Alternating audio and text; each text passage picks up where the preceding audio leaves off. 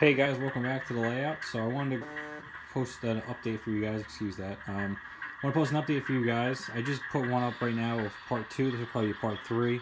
So if you watched part two, you saw that I completely ripped out the existing water scene here. I didn't like it. The resin that I used too much of, and it just rose up. It was probably about to here, where that stick is. So it was very thick. So I ripped it out, and I said in the video the bonus of using the celluclay or like paper mache underneath your sub scenery is that you can just rip it right out. So essentially, from this grass here down to the river edge here, or the lake edge, and this bridge was all ripped out. So the only thing I had to do was I got new track here, and I ended up rebuilding the bridges and the piers, but and the new railroad tie wall here. But other than that, it's basically the same scene. I added this to make it a little more prototypical for the other section of the bridge. So I was trying to make it look like maybe it was double tracked at one time, and they ripped it down to single track, something like that, or maybe one side of the bridge was better than the other. They replaced it, something along those lines. Maybe a little interesting backstory. So I ended up taking it all out. I redid it. You can see all the riprap and everything I added over here. And then I ended up pouring. This is my third coat of water right now. So I got a nice little like quarter-inch of layer of that. I'm gonna do one more. I think I'll call it done. And I think I'm gonna leave it this nice glossy finish to it, like a nice flat, calm day.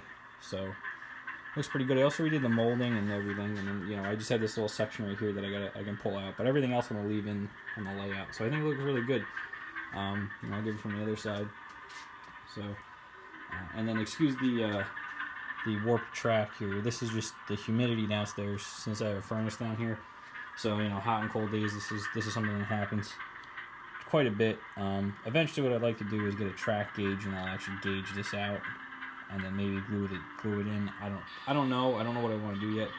The nice thing I'd like to do is if I have any issues with the track, I could just pull the track right out and put a new piece in. That's the only thing that keeps me from gluing the rails down, so I could avoid this issue. But then I also don't want to, if there's a humidity issue and the glue doesn't hold, then I'll just tear apart the top of the bridge. So I don't know what it is. A couple of days you can't use the bridge. Oh well.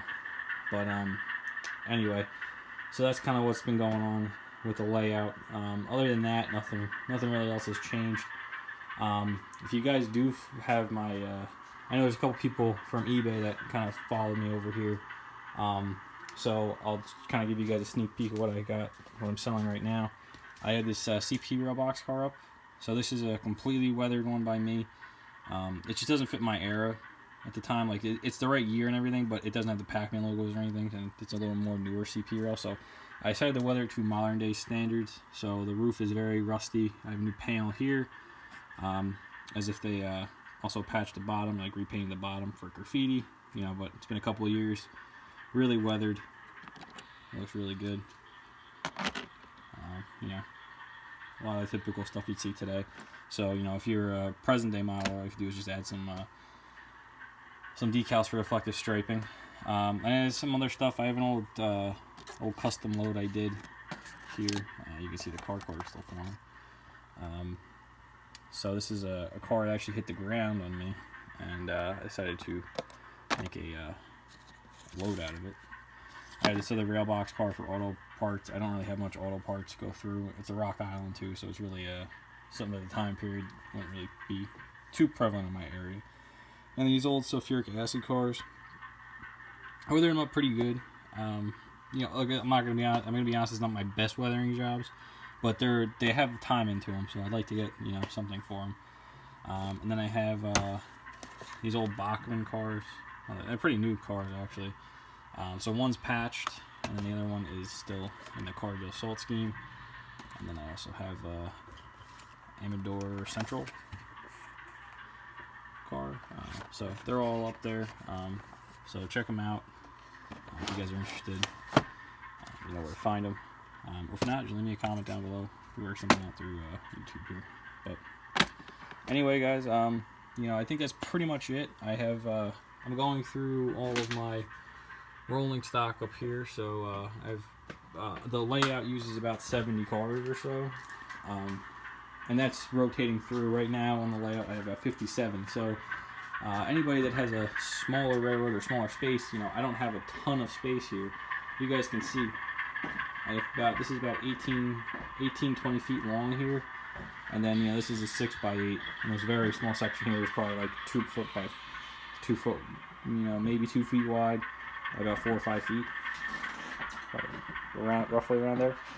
So I don't have a ton of space, but it's a great switching layout, and I can run big and small trains. So something that's very easy to do essentially. But so like I said, I will say this is about compressed from compressed 90 miles from right there to right here. So anyway, guys, I don't want to go on too much, but this is gonna be part 3 of the series. I'm gonna try and do another layout update in February.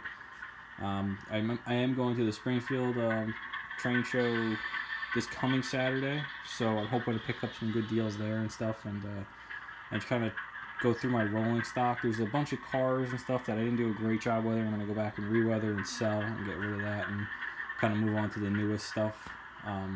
So we'll see what we can do. I also got some trucks and stuff that maybe I'll think I'll get around selling, or projects and stuff.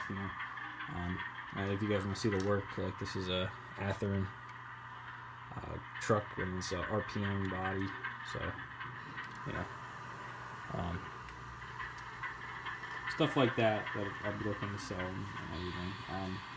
But yeah, like I said, other than that, guys, nothing really has changed in the layout too much. I'll try to do an update next month, and I am redoing all the car cards though, so that's going to be my next project for probably the next month or so, and I'll get all that taken care of. It's just a lot of paperwork essentially. So if I can do like 10 a night, probably in about a month I'll be able to get them all to where I want them to be. Because something that I did with this railroad was I wanted interchangeability with cars. So, there are certain industries where, like the gravel pit, you're only going to have open hoppers go there. But the box cars can interchange with 2 different industries on the railroad, as well as run-through traffic. Same thing with the lumber cars, stuff like that. Grain hoppers are the same type of thing. So there is a bunch of interchangeability with cars, so nothing is really the same train twice. I try to make it not the same train twice. So that's the bonus to that as well. So plus you can also have off-layout staging where you just switch out cars and such like that. But anyway, guys, like I said, I don't want to bore you too much. So stay tuned for next month, or I'll try to do maybe a 4th update of this month. Once I get the stuff from Springfield and kind of show you guys what I got there. All right, so till next time.